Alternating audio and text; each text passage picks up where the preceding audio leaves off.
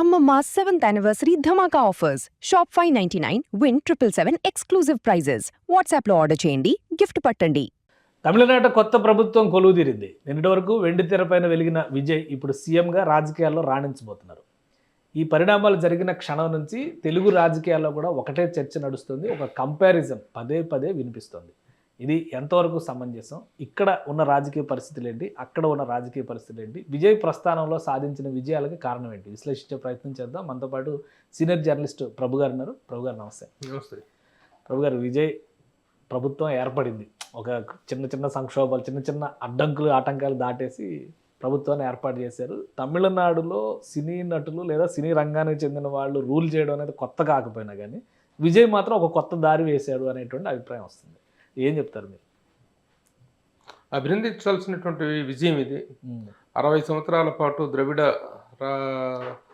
ప్రభుత్వాల ఇదిలో నుంచి కొత్తగా ఒక శక్తి థర్డ్ ఫోర్స్ లాంటిది వచ్చేసి అద్భుత విజయాన్ని సాధించి, అఫ్కోర్స్ మ్యాజిక్ ఫిగర్కి దగ్గరగా లేకపోయినప్పటికీ కూడా, రాగలేకపోయినప్పటికీ కూడా ఒక సంపూర్ణ విజయంగానే దాన్ని అభినందించాలి. అతని విజయం, అతను ఫస్ట్ టైం ద్రవిడేతర పార్టీ అనేటువంటిది తమిళనాడులో ఆవిర్భవిస్తాం అనేటువంటిది గొప్ప విషయం, అభినందించాల్సిన విషయం. ఇక్కడ కంపారిజన్, ఆ రోజు రిజల్ట్ వచ్చిన రోజు నుంచి ప్రభుత్వం ఏర్పాటయ్యా ఇప్పుడు ఆయన ప్రమాణ స్వీకారం చేసినాక కూడా పవన్ కళ్యాణ్ గారితో పోలిక ఎంతవరకు సమంజసం? ఇద్దరి పోలిక అనేది పోలిక చేయటం కొన్ని విషయాల్లో ఒకరి గురించి పోలిక అనేటువంటిది ఒక ఈక్వల్ ఈజీ. ఒకే టైంలో ఆల్మోస్ట్ ఆల్ ప్యారలల్గా కెరీర్ స్టార్ట్ చేశారు, అద్భుత విజయాలు సాధించారు, నెంబర్ 1 స్థాయికి వెళ్ళారు. అంతవరకు అభినందనపూర్వకమైనటువంటి విషయాలు అభినందిద్దాం. అంతేగాని ఈ ట్రోలింగ్ ఏంటి, అసలు ఆ కంపారిజన్లో ఈ పిచ్చి ట్రోలింగ్ ఏంటి? ఒకరిని అభినందించాలి, ఒకరిని పొగట్టం అంటే పక్క వాళ్ళని పచ్చి తిట్లు తిట్టడమా, పచ్చి దారుణమైనటువంటి లాంగ్వేజ్తో కంపేర్ చేస్తూ మాట్లాడటమా? అదేమి పోలిక, అదేమి విశ్లేషణ? చాలా బ్యాడ్. కానీ అంటే నిన్న మొన్నటి వరకు పవన్ కళ్యాణ్ గారు 100% స్ట్రైక్ రేట్ ఎవరో సాధించినది దక్షిణాదిలో ఈ మధ్య కాలంలో సినీ నటులు ఎవరో సాధించిన విజయం అని పొగిడారు. విజయ్ గారి గెలుపు వచ్చిన తర్వాత పవన్ కళ్యాణ్ గారి విజయం చిన్నదైపోయిందా, చిన్నపోయిందా? ఎట్లా పోతుంది అసలు? ఆ పవన్ కళ్యాణ్ కొన్ను విజయ్ సక్సెస్కి, పొలిటికల్ కెరీర్కి కంపారిజన్ ఎలా చేస్తారు? అసలు ఏ విధంగా అతను చూడ నెంబర్ 1 అక్కడ వీళ్ళు చెప్పేటువంటి మెయిన్ ఏంటంటే ఎవరితో పెట్టుకోవడం, సోలోగా వస్తా, సోలోగా సక్సెస్ కొట్టాడు, సోలోగా విజయ్ సక్సెస్ కొట్టాడని. నిజంగా కూడా చాలా జాతీయ పార్టీ కానీ వీళ్ళు కానీ పొత్తుల కోసం విపరీతంగా ప్రయత్నించిన అతను ఒకటిగానే పోవడానికి ప్రయత్నించుకున్నాడు, సాధించాడు. అంతవరకు అభినందిద్దాం. ఇక్కడ పరిస్థితులు అది కాదు కదా. ఇక్కడ ఒక్కడిగా పోవటానికి ఉన్నటువంటి పరిస్థితులు లేవు. ఇక్కడ రాష్ట్రం విడిపోయింది, ఆంధ్రప్రదేశ్ అనేటువంటి దాంట్లో వచ్చిన తర్వాత, ఏర్పడిన తర్వాత ఉన్నటువంటి పరిణామాలు, రాజకీయ పరిస్థితులను పరిగణలోకి తీసుకున్నట్లయితే సోలోగా వచ్చేటువంటి అవకాశాలు, పోనీ సోలోగా వచ్చి చూశారుగా, వచ్చినప్పుడు జరిగినటువంటి రిజల్ట్ ఏంటి? 2 చోట్ల పోటీ చేస్తే 2 చోట్ల ఓడిపోయినటువంటి పరిస్థితులు ఉన్నాయి. ఎక్కడైనా ఆయా రాష్ట్రాల్లో ఉన్నటువంటి రాజకీయ పరిస్థితుల నేపథ్యంలో మాత్రమే నిర్ణయాలు తీసుకోవటం జరుగుతుంది తప్ప సోలోగా పోవాలి, పోతేనే వీరుడు, సోలోగా సాధిస్తేనే వీరుడు అనేటువంటి పిచ్చి ఊహలు, పిచ్చి విశ్లేషణలు కరెక్ట్ కాదు అది. కానీ ఇంకొకటి, చిరంజీవి గారితో కూడా ప్రజారాజ్యం పార్టీ మరి సోలోగానే వచ్చింది. అప్పుడు పరిస్థితులు, పరిణామాలు చూసాం మనం. చిరంజీవి గారు కూడా సాధించలేని విజయం ఇప్పుడు విజయ్ సాధించాడు. దీనికి కూడా పోలిక చేస్తున్నారు. ఏంటి అప్పుడు అసలు రాజకీయంగా మీరు చాలా కాలం చెన్నైలో ఉన్నారు, అక్కడ ఉన్న సినిమా ఇండస్ట్రీ ఎలాగో మీకు పరిచయం ఉంటుంది, దాంతోపాటు రాజకీయ పరిస్థితులు కూడా మీరు గమనించి ఉంటారు. ఎందుకంటే సినిమా రాజకీయం చెన్నైలోనే ఫస్ట్, తమిళనాడులోనే మిక్స్ అయి ఉండడం అనేది ఫస్ట్ అక్కడి నుంచే స్టార్ట్ అయింది. ఆ రెండింటితో పోల్చి చూసినప్పుడు తెలుగు రాష్ట్రాల్లో సినిమా కల్చరు, సినిమా నటుల ఆరాధన, తమిళనాడులో ఉండేటువంటి పరిస్థితులు ఏంటి తేడా? ఇది అందరి సినిమా వాళ్ళకి అన్ని సందర్భాల్లో అన్ని విషయాలు కలిసి వచ్చేలాగా ఉండదు కదా పరిస్థితి. అక్కడ తమిళనాడులో కూడా సినిమా వాళ్ళు రాజకీయాల ప్రమేయం ఉంది, రాజకీయాలు సినిమా వాళ్ళే అక్కడ రాజకీయాలు నడిపిస్తున్నారు అనేటువంటిది చరిత్ర. అయితే ఒక థంపింగ్ హిట్ అనేటువంటిది, మెజారిటీస్ అనేటువంటి కానీ థంపింగ్ విజయం సక్సెస్ అనేటువంటిది ఎవరెవరికి వచ్చింది? అక్కడ ఒక ఎంజీఆర్ ఒక ప్రభంజనంగా వచ్చారు, ఇక్కడ చిరంజీవి గారికి దానికి పోలిక చేసి, ఇక్కడ మనకు తెలుగులో రామారావు గారు ఒక ప్రభంజనంలాగా వచ్చారు. అప్పటి పరిస్థితులు వేరు. ఎంజీఆర్ 19 దీంట్లో పార్టీ ఏర్పాటు చేసిన రోజున 77లో అధికారంలోకి, ముఖ్యమంత్రిగా అధికారంలోకి వచ్చినప్పుడు రాజకీయ పరిస్థితులు, పరిణామాలు వేరు. అది డిఎంకే అయ్యే డిఎంకే అనేటువంటిది ఒక వంతుల వారీగా వచ్చినటువంటి పరిస్థితి. ఆయన ఎప్పుడైతే ముఖ్యమంత్రి అయ్యారో, పార్టీ ఏఐడిఎంకే స్థాపించి ముఖ్యమంత్రి అయ్యారో, అప్పటి నుంచి చనిపోయేదాకా కూడా 10 మధ్యలో ఒక 4 నెలలు ఏదో అనారోగ్యంగా అమెరికా పోయినప్పుడు తప్పితే మిగతా టైంలో అంతా ఆయన ముఖ్యమంత్రిగానే కొనసాగారు. ఇక్కడికి వచ్చిన తర్వాత రామారావు గారు చూస్తే అదొక పరిపూర్ణ విజయం, సంపూర్ణ విజయం, ఘన విజయం, చారిత్రాత్మక విజయం రామారావు గారిది. ఈ కంపారిజన్స్కును చిరంజీవి గారు వచ్చినటువంటి సందర్భం, చిరంజీవి గారు నేనేం చెప్తానంటే, ప్రజాబాహుల్యంలో మ్యాట్నీ ఐడాల్స్గా ప్రజలను విశేషంగా ప్రభావితం చేసి అభిమానులను సాధించుకున్నటువంటి వాళ్ళలో రామారావు గారి తర్వాత అంత ప్రజాదరణ ఉన్నటువంటి ఒక మ్యాట్నీ ఐడాల్ చిరంజీవి గారు. కానీ ఎవరికి రాజకీయంగా సినిమా పరంగా ఎంత ఇది ఉన్నప్పటికీ కూడాను రాజకీయ పరిస్థితులు కూడా అనుకూలించాల్సినటువంటి అవసరం ఉంది. ఆ రోజున రామారావు గారు పార్టీ పెట్టినప్పుడు 40 సంవత్సరాల కాంగ్రెస్ పాలనతో విసిగి వేసారిపోయినటువంటి ప్రజలు ఒక అద్భుత ప్రత్యామ్నాయం దొరికింది అనేటువంటి దీంతో రామారావు గారిని ఆ స్థాయిలో అద్భుతంగా నిలబెట్టారు. పరిస్థితులు చాలా గొప్పగా అనుకూలించినాయి. అలాగే ఎంజీఆర్ పార్టీ పెట్టినప్పుడు ఆయనకు అనుకూలించినటువంటి పరిస్థితులు కూడా అలాగున్నాయి.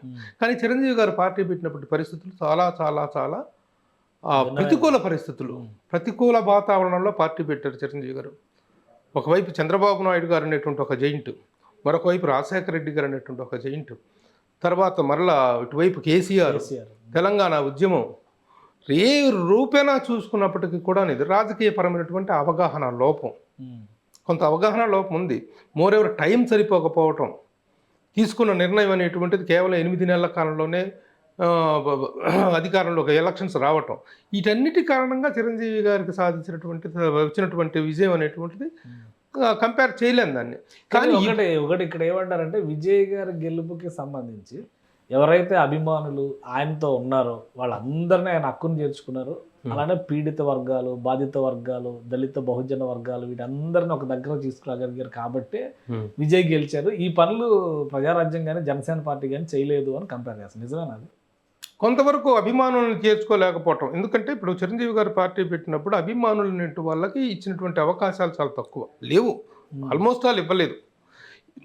ఆ సంస్థాగతంగా వ్యవస్థాగతంగా ఎంతో కాలంగా ఉన్నటువంటి పార్టీలకి జెండా మోయటానికి ఒకటి ఉంటాడు, కార్యకర్త ఉంటాడు, బ్యానర్స్ కడతానికి ఒకటి ఉంటాడు, బూత్ లెవెల్లో ప్రతి ఒక్క చోట ఒక అభిమాని అనేటువంటి కార్యకర్తగా మారుతారు. రామారావు గారికి అలా మారారు, అభిమానులు కార్యకర్తగా మారితే చాలా చోట్ల అభిమానులకు ఇచ్చారు. మనకు తెలుసు శ్రీపతి రాజేశ్వరరావు కానీ ఇంకా చాలా మంది చోట నెల్లూరులో అక్కడెక్కడ చాలా మంది అభిమానులకు ఆయన టికెట్ ఇచ్చారు. రామకృష్ణ గారి దగ్గర అందరూ అభిమానులు, అప్పటికి యూత్లో ఉన్నటువంటి అభిమానులు అందరూ కూడా సీట్లు ఇవ్వడం జరిగింది. సీట్ల ఎంపిక విషయంలో రామారావు గారు చాలా ఉదారంగా ప్రవర్తించారు. అలాగే ఇప్పుడు విజయ్ కూడా చాలా ఉదారంగా, ఎవరెవరికంటే ఇప్పుడు నీ పేరు మీదనే గెలుస్తున్నారు, నీ గ్లామర్ మీదనే గెలుస్తారు అనేటువంటి నమ్మకం ఉన్నప్పుడు ఎవరికి ఇస్తావు, ఏ అభిమానులకు ఇస్తావు? అభిమాని అనేటవాడు కార్యకర్తగా మారి జెండా కట్టాలి. కానీ అది ఇక్కడ మిస్ అయిపోయింది, అది జరగలేదు. ఎందుకు జరగలేదు అనేటువంటిది అప్పటి పరిస్థితులు, వాళ్ళ నిర్ణయాలు. ఇప్పుడు పరిస్థితులు చూడొచ్చు కదా, జనసేన పార్టీ ఆ దిశగా జనసేన పార్టీ ఆ ప్రయత్నాలు చేసి జనసేన చేస్తుంది కదా. మరి జనసేన చేయకపోతే ఈ రోజున ఇప్పుడు గెలిచినటువంటి 22 మంది కానీ ఆల్రెడీ జనసేనలో కార్యకర్తలుగా ఉన్న అభిమానులందరూ కూడాను పొలిటికల్గా ఒక ఆస్పైరింగ్ పొజిషన్లో ఉన్నారు. ఇది రియలైజ్ అయింది జనసేన పార్టీ. ప్రజారాజ్యం పార్టీ విషయంలో ఆ నిర్ణయాలు తీసుకోవడానికి కూడా అవకాశాలు లేనటువంటి హేస్టీ మూమెంట్ అది. కాబట్టి ఆ ఫలితం అనేటువంటిది అలా వచ్చింది. అది కానీ as a leader Vijay, Pavan Kalyan వీళ్ళిద్దరిని కంపేర్ చేయొచ్చు ఇప్పుడు పొలిటికల్గా? ఇప్పుడిప్పుడే ప్రస్థానం స్టార్ట్ అయింది విజయ్ది. పవన్ కళ్యాణ్ గారు ఆల్రెడీ ఒక 10 ఏళ్ల నుంచి ఆయన లీడర్షిప్ ఏంటంటే పార్టీలో చూస్తారు, ఒక 2 ఏళ్ల నుంచి గవర్నమెంట్లో చూస్తున్నారు. ఈ ఇద్దరిని కంపేర్ చేయొచ్చా? ఏ విధంగా కంపేర్ కావాలి? మీకు ఇద్దరు స్టార్స్ కంపారిజన్ కావాలా? ఇద్దరు స్టార్స్ పనితీరు విషయంలో ఇద్దరిని కంపేర్ చేయొచ్చు. స్టార్స్ ఆల్రెడీ మీరు కంపేర్ చేశారు, పొలిటికల్ పనితీరు విషయంలో ఇద్దరిని కంపేర్ చేయొచ్చా? ఈయన పనితీరు అనేటువంటిది 10 సంవత్సరాల నుంచి కనిపిస్తుంది. కింద పడ్డాడు, దెబ్బలు తిన్నాడు, ఎదురు దెబ్బలు తిన్నాడు, పోరాటం చేశాడు. తను 10 సంవత్సరాల పాటు 2 చోట్ల ఓడిపోయినటువంటి వ్యక్తి ఎంత ఆత్మవిశ్వాసాన్ని కూడగట్టుకుంటే మళ్ళీ ఈ లెవెల్కి వచ్చేసి 100% స్ట్రైక్ రేట్ సాధించగలుగుతారు. ఈ రోజున డిప్యూటీ సీఎంగా తను చేసినటువంటి కార్యక్రమాలన్నిటి తెలుసు కనిపిస్తూనే ఉంది కదా. ఈ మధ్యకాలంలో చిన్న హెల్త్ అప్సెట్ వల్ల మళ్ళీ జనంలోకి వెళ్ళకపోవడం జరిగింది తప్ప అతని స్థాయి వేరు, పవన్ కళ్యాణ్ స్థాయి వేరు. విజయ్ ఇప్పుడు కొత్తగా వచ్చాడు, ఉదయించిన కిరణం. ఆ కిరణం ఎంతవరకు వస్తుందో, ఎంతవరకు ఇది అవుతుంది అనేటువంటిది చూసుకుందాం. ఇది 10 సంవత్సరాల పాటు అనుభవంలో దాంట్లో ఎలాంటి ఆవేశంలోంచి పవన్ కళ్యాణ్ బయటకు వచ్చారో, ఎలాంటి పరిస్థితుల్లోంచి బయటకు వచ్చారో, అన్నయ్య పెట్టిన పార్టీ ఆశించిన విజయాన్ని సాధించిన నేపథ్యంలో అన్నయ్యతో కూడా కొంతమేరకు విభేదించి బయటకు వచ్చేసి ఒక పార్టీ స్థాపించి ఈ రోజున రాష్ట్రం 3 సార్లు కనుక తెలుగుదేశం కూటమి ప్రభుత్వం అనేటువంటిది, తెలుగుదేశం ప్రభుత్వం అనేటువంటిది అధికారంలోకి రావడానికి పరోక్ష కారకుడు, ప్రత్యక్ష కారకుడుగా నిలబడ్డ వ్యక్తి ఎవరు? పవన్ కళ్యాణ్. ఆ విషయాలను విశ్లేషించుకొని మాట్లాడాలి తప్ప, ఈ వచ్చిన రిజల్ట్ను బట్టి చూసుకో, విజయం చూసుకో, నీకే అంటే విజయ్ నడిపించిన విధానం, విజయ్ కూటమి కట్టిన విధానం, రావాల్సిన మెజారిటీ లేకపోయినా కానీ పార్టీలు అన్ని తెచ్చుకుని తన పక్కన పెట్టుకునే అది చివరి మూమెంట్లో ఒక విషయం చెప్పమంటారా? అది చివరి మూమెంట్లో ఎవరైనా పొత్తుకు రావాల్సిన పరిస్థితే అక్కడ. పొత్తుకు రాని పరిస్థితుల్లో విజయ్ని కాదని చెప్పేసి రేపొద్దున అసెంబ్లీలో బలాన్ని నిరూపించుకోవాల్సినటువంటి అవకాశం గవర్నర్ ఇచ్చి తీరాల్సిందే. అది ఒక వారం రోజుల పాటు జరిగినట్టు. ఇప్పుడు కేరళలో ఏం జరుగుతుంది, ముఖ్యమంత్రి ఎవరో కూడా తేల్చుకునే పరిస్థితి కనిపిస్తుంది అక్కడ, కాంగ్రెస్. కాబట్టి ఇది ఒక వారం రోజుల ఇదే తప్ప దీన్ని మనం పెద్దగా పరిగణలోకి తీసుకోవాల్సిన అవసరం లేదు. తమిళ రాజకీయాల్లో ఇప్పుడు ఇద్దరు విపక్ష నేత బహుశా ఉదయనిధి స్టాలిన్కే ఇచ్చే అవకాశం ఉంది. ప్రధాన ప్రతిపక్ష నేత, అవును, ముఖ్యమంత్రి, సినిమా హీరో, ఆయన ఒక హీరో, ఈయన ఒక హీరో. వీళ్ళిద్దరి మధ్య వారు ఉంటుంది. అసెంబ్లీ అంతా కూడా ఫిలిం స్టార్స్ క్యాంపెయిన్ కేంద్రంగా మారుతుంది అటువంటి ఒక టాపిక్స్ కొన్ని వైరల్ అవుతున్నాయి. నిజంగా అట్లాంటి పరిస్థితి ఉంటుందా? రాజకీయ వైరుధ్యాలతో నడిచేటువంటి తీరే ఉంటుందా, లేదా సినిమా గ్లామర్ ఇవన్నీ కూడా దీనికి యాడ్ ఆన్ అవుతాయా? సినిమా వాళ్ళు ఏది మాట్లాడడానికి గ్లామర్గానే ఉంటుంది. ఇద్దరు ముఖ్యమంత్రి, ప్రధాన ప్రతిపక్ష నేత, ఇద్దరు కూడా సినిమా స్టార్స్ కావటం అనేటువంటిది ఒక విచిత్రమైనటువంటి ఒక పరిస్థితి, ఒక ఎప్పుడు అనుభవంలోకి రానటువంటి ఒక పరిస్థితి. చూడొచ్చు, అతను కూడా రాజకీయ పరిణితి కలిగిన వాళ్ళే. అయితే అక్కడ సనాతన ధర్మాన్ని అతను విమర్శించి తెచ్చిపెట్టుకున్నటువంటి కర్మ తప్పితే స్టాలిన్కి, అయితే ఈ పరిస్థితి ఇంకొకలాగా ఉండుండేది. కానీ విజయ్ కూడా అదే చెప్తున్నాడు కదా, ఇండైరెక్ట్గా అన్ని మతాలు, సర్వమత సమానత్వం, సౌభ్రాతృత్వం, ఇదే కదా చెప్తున్నారు. అది ఏదేమైనా సర్వమానవ సౌభ్రాతృత్వాన్ని గారు మాట్లాడటం వేరు. సర్వమానవ సౌభ్రాతృత్వం అనేటువంటిది ఎప్పుడు ఉండేటువంటిది. అది కానీ సనాతన ధర్మాన్ని ప్రత్యేకించి అవమానించి మాట్లాడిన దాని ఒక ఫలితమే ఇప్పుడు అనుభవిస్తుంది అక్కడ. ఇంకా రంజుగా ఉంటుంది అసెంబ్లీ. కాబట్టి ఇప్పుడు ఏంటంటే నేనేం కంపారిజన్స్ చెప్పు విషయంలో పవన్ కళ్యాణ్ తోటి విజయ్ని పోల్చి చక్కగా మాట్లాడండి. ఒక సీనియర్ యాక్టర్, అతను ఒక 90s కెరీర్ స్టార్ట్ చేశాడు, 94 ఆ ప్రాంతంలో, ఈయన 96 ఆ ప్రాంతంలో కెరీర్ స్టార్ట్ చేశారు. ఇద్దరు మంచి యువకులు, మంచి ఇది ఉన్నటువంటి వాళ్ళిద్దరిలో ఎంతంటే మంచి డైలాగ్స్ బ్రహ్మాండంగా చెప్పగలరు, మాట్లాడగలరు, ప్రజారంజితంగా మాట్లాడగలరు, జనాన్ని చేయగలరు, ఆకర్షించుకునేటువంటి ఇది ఉంది, ఆ స్టార్డమ్ ఉంది, ఆ స్టార్ వాల్యూ ఉంది, ఆ పాన్ ఇండియా లుక్ ఉంది, అన్ని విధాలుగా ఒక ఇది ఉంది. ఆ పాయింట్ ఆఫ్ వ్యూలో కంపేర్ చేయండి, ఆనందపడండి. కానీ ఈ దరిద్రపు కంపారిజన్ ఏంటి? పరిస్థితులు పరిగణలోకి తీసుకోవాల్సిన అవసరం ఉంది కదా. అక్కడ రాజకీయ పరిస్థితులు అంటే ఇక్కడ రాజకీయ పరిస్థితులు. కాబట్టి విజయ దళపతికి వచ్చినటువంటి విజయాన్ని అభినందించాలి అంటే పక్క వాళ్ళని తిట్టమని కాదు. అట్లా అనుకుంటే ఎవరికంటే గొప్ప అని చెప్పి మాట్లాడాలి. రజనీకాంత్ కంటే గొప్పడు విజయ దళపతి అని చెప్పాలా? మా కమల్ హాసన్ కంటే గొప్పడా?